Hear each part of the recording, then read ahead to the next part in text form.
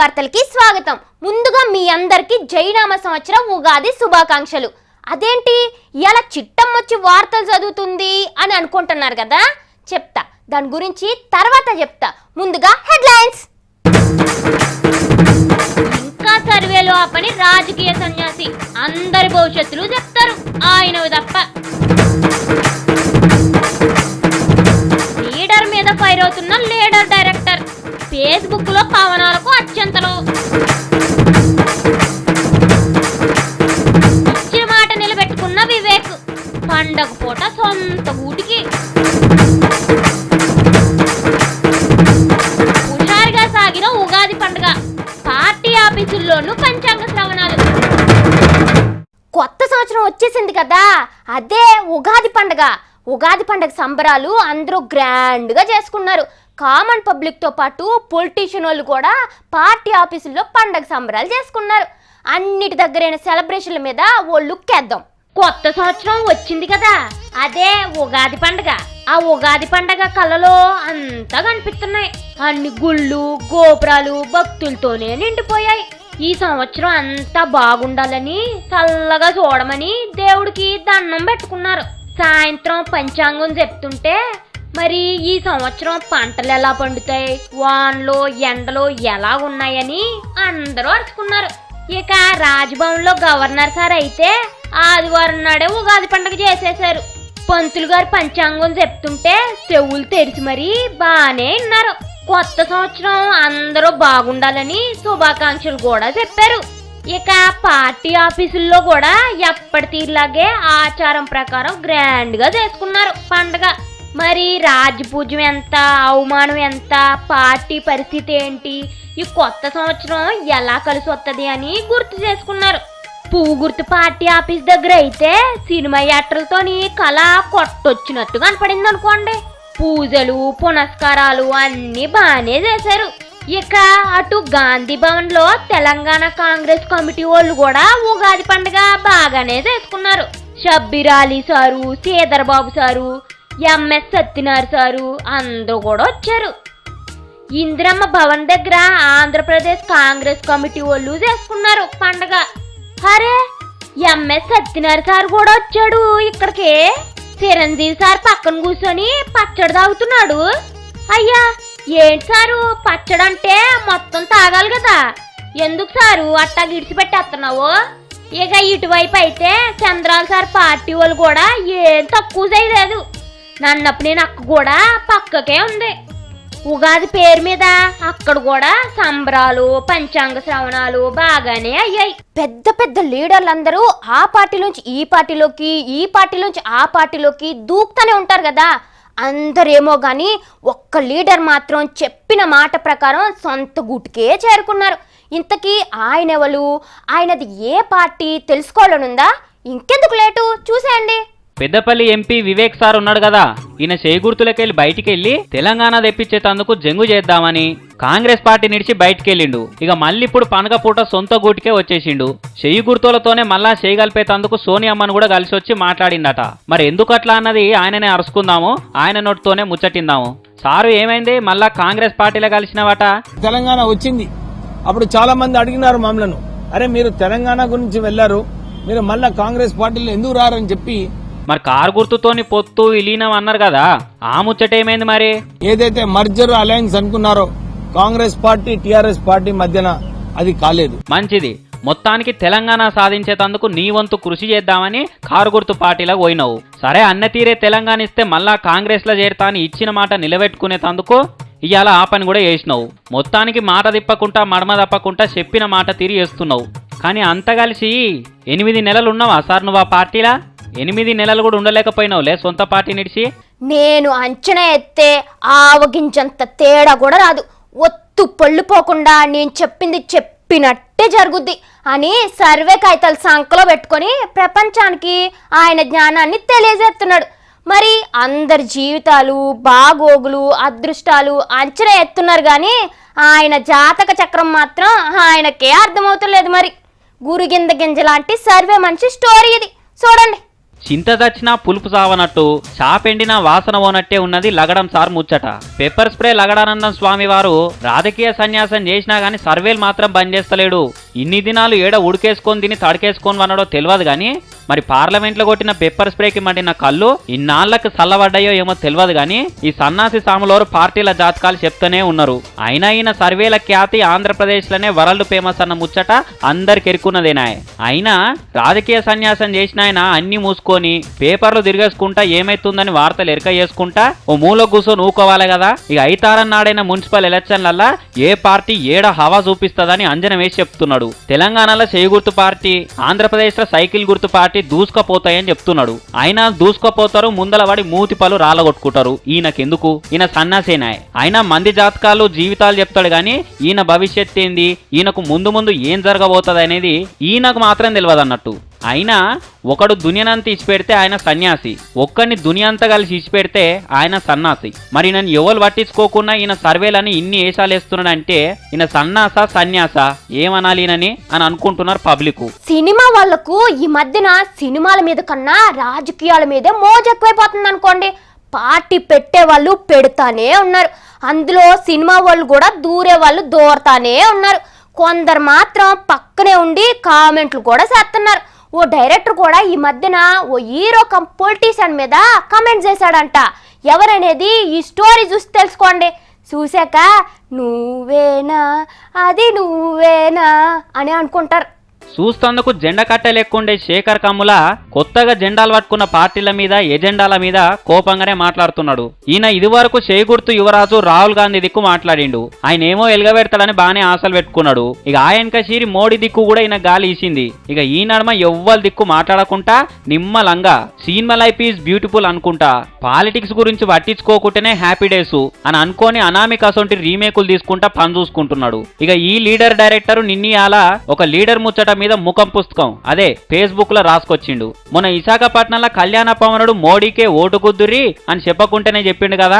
ఆయన ప్రధాని కావాలని కోరుకుంటున్నా అని క్రాఫ్ కరవైతున్నా పట్టించుకోకుండా అటు ఇటు జుట్టు ఉప్పుకుంటా ఆవేశంగానే అరుచుకుంటూనే మాట్లాడిండు కదా.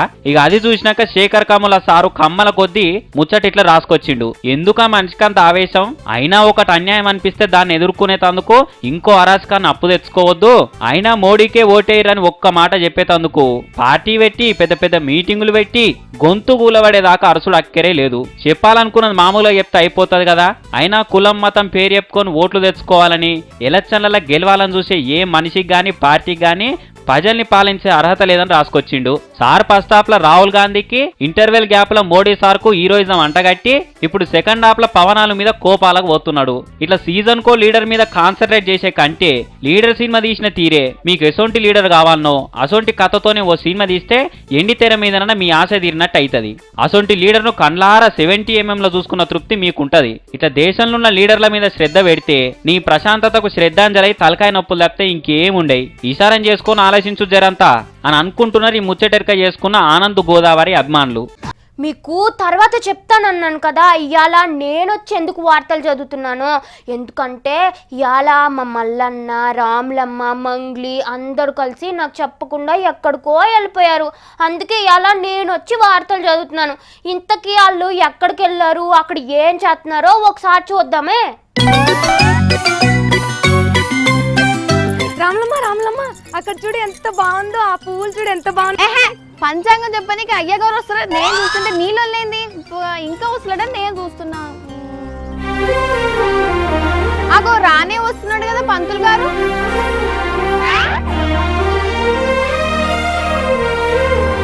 అగో అగోగో వస్తూనే ఉన్నారు పంతులు గారు. నమస్కారం పంతులు గారు. అగ్గో ఈయనవలు. అమ్మో మన మల్లన్న లెక్క కనిపిస్తుండు కదా. మన మల్లన్నకి గంత సోయ ఎక్కడిది. నమస్కారం పంతులు గారు. నమస్కారం అమ్మా. నమస్కారం. అయ్యగారు మీ పేరు మల్లన్న కదా. మల్లన్న కాదు, శ్రీ శ్రీ మల్లాచార్యుల వారు అనాలి. నేను ఇడ ఎవరిని తొక్కేందుకు రాలేదు. ఓహో నీకు అట్లా అర్థమైందా. నువ్వు ఎట్లా మాట్లాడినా నాకు అట్లనే అర్థమవుతుంది. సరే గాని మా రాములమ్మకి ఏదో జాతకం చెప్తానని చెప్పావట, పొద్దటి సంధి ఎదురు చూస్తున్నది. రాములమ్మకే కాదు మంగ్లీ, ఎవరికైనా చెప్తా, నీకు కూడా చెప్తా. అయినా మల్లన్న నువ్వే పునేసుకున్నాం పంచాంగం చెప్పుడు. సారీ మల్లాచార్యులు గారు, మీరెప్పుడు నేర్చుకున్నారు పంచాంగం చెప్పుడు? అయ్యవారిని వాకిట్లో నిలబెట్టి మాట్లాడించుడు మీ ఆనవాయితా? అయ్యగారు కూర్చోండి అయ్యగారు. ఏందది? ఆకలి నీ పిండా కూడు వాకిట్లో కూర్చోవాలా? ఏహే, మా మంగళికి ఏం తెలియదు ఎవరిని ఎలా గౌరవించాలో. కూర్చోండి పంతులు గారు. ఇది మర్యాద అంటే. అలా రండి దారికి. అయినా నీ గొంగడు నీకే వేసింది, దాంట్లో ఏముంది మర్యాద? నీకు పంచాంగం కావాలనా వెటకారమా? కోపం వద్దు పంతులు గారు, క్షమించండి, మీరు షురు చేయండి. అలా రండి దారికి. అమ్మా అమ్మా అమ్మా, ఏమైంది? నేను కూర్చోను రాములమ్మ అక్కడ, నాకు భయం అవుతుంది. ఎందుకే? మన్నయ్య గారే కదా. అయినా కూడా నేను కూర్చోను, నాకు భయం అవుతుంది చాలా. జాతకమే షురు కాకపాయి, ఎందుకంత భయపడుతున్నా? ఏం కాతి? ఇది జాతకం గురించి కాదు రాములమ్మ, అయినా నేను చెప్పను, నేను కూర్చోను అక్కడ. అమ్మా రాములమ్మ, నువ్వు ఇటు ఎడమ వైపుకు రా. గీదానికి భయపడతారే రా. అమ్మా మంగ్లీ, నీడ కూర్చోమ్మా. చెప్పమ్మా, ఎవరి పేరు మీద చెప్పాలి తల్లి పంచాంగం? రాములమ్మనా? కాదు, ముందుగా చంద్రబాబు సారు పంచాంగం ఎట్లుందో చెప్పండి స్వామి. చంద్రబాబు నాయుడు గారు. ఓకేనమ్మా. ఓ చంద్రబాబు నాయుడు. అమ్మా, ఈ జాతకునికి 2 కళ్ళు ఉంటాయమ్మా. కరెక్ట్ అయ్య గారు, 2 కళ్ళు ఉంటాయి. కరెక్ట్. ఇక ఈయనకు ఆమ్దాని 0, ఖర్చు 10. అదేందయ్య గారు? అంటే కాళ్ళు నోరు అరిగేదాకా తిరిగినా పైసా లాభం లేదా? అంటే అయ్య గారు, ఆయన అవినీతి లేని పరిపాలన చేస్తున్నాడు కదా, మరి అదేమన్నా చేస్తాడా? అవినీతి అనేది పాలనలో ఉండదు తల్లి, పరిపాలించేటోళ్ళ చేతులలో ఉంటది. అంటే చంద్రబాబు గారి మాట తీరు ఏమన్నా మారుతుందా? ఆయనకు కుర్చీ దోషం పట్టుకున్నదమ్మా, అది ఉన్నంత సేపు అంతే, మారదు. ఏం దోషం అయ్య గారు? అంటే రాహువు టీడీపీ ఆఫీస్ ఎంట్రన్స్ కాడ, కేతు కిచెన్ లో కూర్చున్నాడు. ఎన్ని వాస్తు మార్పులు చేసినా ఏం లాభం ఉండదు.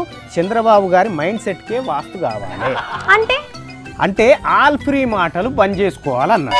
అంటే అప్పటిదాకా అంతేనా చంద్రాల పని? అట్లేం లేదమ్మా, నరేంద్ర మోడీ టోకన్ దొక్కిండు కాబట్టి గాశారం జరంతా మారితే మారొచ్చు.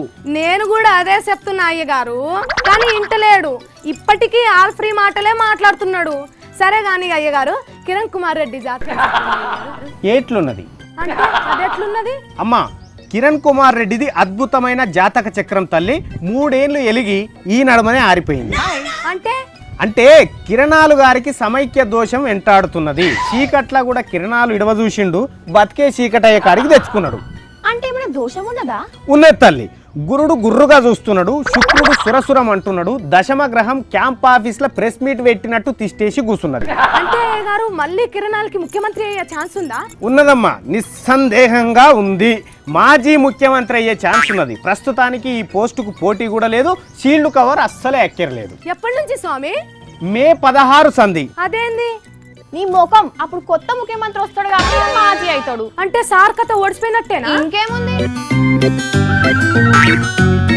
అయ్యగారు ఎటో పోతున్నారు? మీరు చెప్పుకుంటున్నారు కదా, ఇక చెప్పుకోరు మరి, నేనెందుకు? అయ్యో క్షమించండి, కూర్చోండి. మీరు తెలియక ఏం తెలుసు మీకు రాజకీయ జాతక ఫలాల గురించి? అయ్యో తెలియక మాట్లాడాను, క్షమించండి. నా కళ్ళు మండాయనుకో. అదెందుకే ఇప్పుడు? స్వామివారి కళ్ళల్లో మంటలు ఆర్పనిచ్చు రాములమ్మ. అమ్మా మంగ్లీ, కాస్త అత్యుత్సాహం తగ్గించుకుంటే ఆరోగ్యం మంచిగుంటది, చెట్లు ఎక్కువ తగ్గించుకుంటే జాతకం బాగుంటది. అయ్యో అయ్య గారు, ఏమన్నా అంటే అబద్ధం చేసుకోకండి, క్షమించండి. చెప్పి సావండి. ఇప్పుడు కిరణ్ కుమార్ రెడ్డి గారి భవిష్యత్ ఏంటిది? అది చెప్పడం కష్టం తల్లి. అన్ని గ్రహాలు అయ్యగారిపై ఆగ్రహంగా ఉన్నాయి. సార్ గారు దారి తప్పిన ఉపగ్రహం లెక్క తయారైండు. సముద్రంలో వడుడు తప్ప వేరే దారి లేదు ఆయనకు. కిరణాల పని అంతేనా? లేదమ్మా, జీడి గింజ దంచి నడుముకు పెట్టుకుంటే కొంతవరకు పట్టిన దోషాలు పోయే అవకాశం ఉంటది. మరి కేసీఆర్ గదే చంద్రశేఖరరావు సార్ది ఎలా ఉంది? ఆయనకు శుక్రమహర్దశ నడుస్తున్నదమ్మా. అంటే కారు ఇడిచిపెట్టి గాలి మోటార్లో తిరుగుతాడన్నట్టు. అంటే తెలంగాణ సంగతి ఏంది? అవే 4 అక్షరాలు ఉంటాయమ్మా. అంటే బంగారు తుంక అవుతుందనా కాదనా? అంటే దుష్ట గ్రహాలన్నీ అసెంబ్లీలో కూసోకుంటా జాగ్రత్త పడితే ఖచ్చితంగా బంగారు తెలంగాణ వస్తుంది. ఏమైతుంది? ఏదో ఒకటి అవుతుంది. మరి పొన్నాల లక్ష్మయ్య సార్ ఎట్లుంది జాతకం అయ్య గారు? పొన్నాల లక్ష్మయ్యది రాజ్య పూజ్యం 1, అవమానం 8 అమ్మా. అదేంది? ఒకరు మెచ్చుకుంటే 8 మంది తిడతారన్నట్టు ఆయనను. అయినా పొన్నాల సార్ ఏం తప్పు చేస్తాడని అంటారు అందరు. అలా ఏం చేయడనే తిడతారమ్మా. మరి పొన్నాల సార్ పైకి వచ్చేదేమన్నా ఉన్నదా? ఎవరో ఒకరు లేపితే మాత్రం వస్తాడమ్మా. అంటే ఏం లేదు, ఆయన హైట్ తక్కువ కదా, ఎవరన్నా పైకి లేపితే పైకి వచ్చేస్తాడు. ఏంటి మాలోకాలు నేనేం చెప్తుంటే మీరేమనుకుంటున్నారు అయితే మరి జగన్మోహన్ రెడ్డి జాతకం ఎట్లున్నది? జగన్మోహన్ రెడ్డిది ఆదాయం 0 ఖర్చు 10 అమ్మా. అప్పుడు ఉల్టా ఉండే కదా, ఎట్లా? అంటే ఖర్చు 0 ఆదాయం 10. అప్పుడు రాజన్ ఉండే కాబట్టి గ్రహాలన్నీ అనుకూలించి అట్లయింది తల్లి. మరి ఇప్పుడేమైంది పంతులు గారు? కుజదోషం బట్టి కుర్షికి దూరమైండు, పైసకు పరాయుడైండు, శనిగ్రహమే ఖర్చులన్నీ చూసుకుంటున్నదమ్మా. అంటే జగనాల్ సార్ పని అంతేనా? మే 16 తర్వాత కళ్ళారా చూస్తారు గ్రహ బలం అంటే ఏందో. అంటే జగనాలకు కూడా గ్రహాలు సహకరిస్తలేవా? అంటే ఏలిన నాటి శని అంటారు చూడు, అదే నిండుగా కూసున్నది. మరి ఆయనకు వట్న దోషం పోవాలంటే ఏం చేయాలి అయ్య గారు? మరి ఆయనకు వట్టిన దోషం పోవాలంటే ఏం లేదమ్మా, ఈ లోటాస్ పాండ్ చుట్టూ 720 సార్ల చేతుల మీద నడవాలి. 720 సార్లే నడుస్తే ముఖ్యమంత్రి అవుతాడా? నడిస్తే ముఖ్యమంత్రి అవ్వడు కాదు, ప్రాయచిత్తం అవుతాడు. మీరు చెప్పుకోండి, నేను పోతా. బాత్రూమ్ అట్టున్నది అయ్య గారు. దుస్తురాలా, నేను పోతా అన్నది బాత్రూమ్కు కాదు, మీరే మాట్లాడుకుంటారు కదా నేను వెళ్ళిపోతా అని. నువ్వు ఊకో మంగ్లీ, మల్లాచార్య గారి మనసు నొప్పించకు. మీరు కోపగించుకోకండి స్వామి. అది వరస అంటే అయ్యగారు రాములమ్మ పేరు మీద గ్రహబలం ఎట్లున్నది? గ్రహాలు బాగుండేపటికే సన్నబడి అందంగా తయారైనవు తల్లి. థ్యాంక్ యూ అయ్యగారు. మరి రాజపూజ అవమానం సంగతి ఎట్లున్నది? నీ పేరు మీదనా? నీకు అవమానం 2, రాజ్య పూజ్యం 8. అయినా నన్నెవరు అవమానించటన్నారు స్వామి? ఇంకెవరు? మల్లన్న సిట్టమ్మ లేరు. ఆ ఇద్దరు కూడా అవమానించకుండా ఉండాలంటే ఏం చేయాలి స్వామి? ఏం లేదమ్మా, మల్లన్నకు మంచి పరమాన్నం పెట్టి బువ్వ పెట్టాలి, చిట్టమ్మకు షీరా జాకెట్ పెట్టాలి. ఇదంతా ముత్తదే రామ్లా. మరి మా మంగ్లీ పేరు మీద ఎట్లున్నది మల్లాచార్యులు గారు? మంగ్లీ మంగ్లీ పేరు మంగ్లీ పేరు మీద రాహుకేతువులు కన్నేసిర్రు. కొన్ని రోజుల సంధి కాకుల్ని ఇంటి ముంగడ తిరుగుతున్నాయి. ఎందుకు పనికిరాని గ్రహాలు ఫోన్లో కూడా పలకరిస్తుంటాయి. మీ మేనమామలు. అగో గట్లంటావేంద్ర రామ్లా? మరి కాకపోతే ఏంది? రాహుకేతు అంటే నీకు దోషం ఉన్నట్టే కదా. మరి నేను మంచిగానే ఉన్నాం కదా. మంచిగా ఉన్నవనే పట్టిండ్రు, మంచిగా లేనప్పుడు రాహుకేతువులు కూడా పట్టించుకోలేదమ్మా నిన్ను. అవునా అయ్య గారు? మరి ఇప్పుడు నేనేం చేయాలి? పరిశాన్ కావాల్సిన పనేం లేదు, ఒకటి చెప్తా నీకు, వట్టిన దోషం పోతుంది. ఏంది స్వామి, అది జల్దీ చెప్పవా? 30 గుడుల ముంగట ముక్కు 4 రాయాలి, కాకులు రాకుండా కంచె కట్టుకోవాలి. ఎందుకు? నీకు వట్టిన దోషం పోవాలంటే అదొక్కటే మార్గం. అయ్యో దేవుడా, నేనేం చేయాలి? నాకు ఇట్లా రాసింది ఏంది? జాతకం అయితే అట్లనే ఉన్నది తల్లి. అయ్యో ఏడోక మంగ్లీ, నేను దగ్గర ఉండి నీ ముక్కు 4 రాపిస్తుంది. మరి మా మల్లన్న జాతకం ఎట్లున్నది? ఆయనకు వంక పెట్టాల్సిన అవసరం లేదమ్మా. ఎందుకు? ఆయన అంత మంచోడా? ఆయనను మించిన మంచోడు ఈ లోకంలో లేడు. మాకెప్పుడు సెటైర్లు వేస్తుంటాడు కదా. అవి సెటేర్లు కాదు, అపార్థం చేసుకోకుండ్రి. ఆయనను మీరు మంచిగా చూసుకుంటే మీ జాతకాలు కూడా చాలా మంచిగా ఉంటాయి. అయ్యో అట్లనే చేస్తాం స్వామి. మా మల్లన్న కేడుగోచుకో ఏమో, ఎట్టుపోయిండో ఏమో. రేపు వస్తాడు, రాగానే చేయండి తల్లి. మల్లన్న రేపొచ్చేది మీకట్లేరు స్వామి. మహాజాతకుడు కదా, అట్లనే వస్తాడు. ఇంకెవరి అన్న చెప్పేది ఉందా అమ్మ? జాతకం ఇంకెవ్వరివి లేవు స్వామి, అందరూ అయిపోయినాయి. అయిపోయినాయా? శుభం. అమ్మ వద్దమ్మా. నీకంత సీన్ లేదు. ఏమైంది తల్లి? మేము నీ కాలు మొక్కుతున్నాం అనుకున్నావా? మరి ఎందుకు అంగిన్రు? చిల్లర పైసలు పడ్డాయి తీసుకోనీకి. అయినా అయ్యగారి ఆశీర్వాదం తీసుకుంటే మంచిది కదా. నీకంత సీన్ లేదు మల్లన్న. అయ్యా నేను గుర్తుపట్టలేమనుకున్నావా మల్లన్న? గుర్తుపట్టినా? యబ్బా తార్ మల్లన్న. కాయ మోసం చీడు ఈ అమ్మో అమ్మో. అసలు చూసారు కదా ఇవాళ చిట్టమ్మ చెప్పిన వార్తలు. రేపు వార్తలు మా రామ్లమ్మ వచ్చి చెప్తుంది. అప్పటి వరకు చూస్తూనే ఉండండి V6.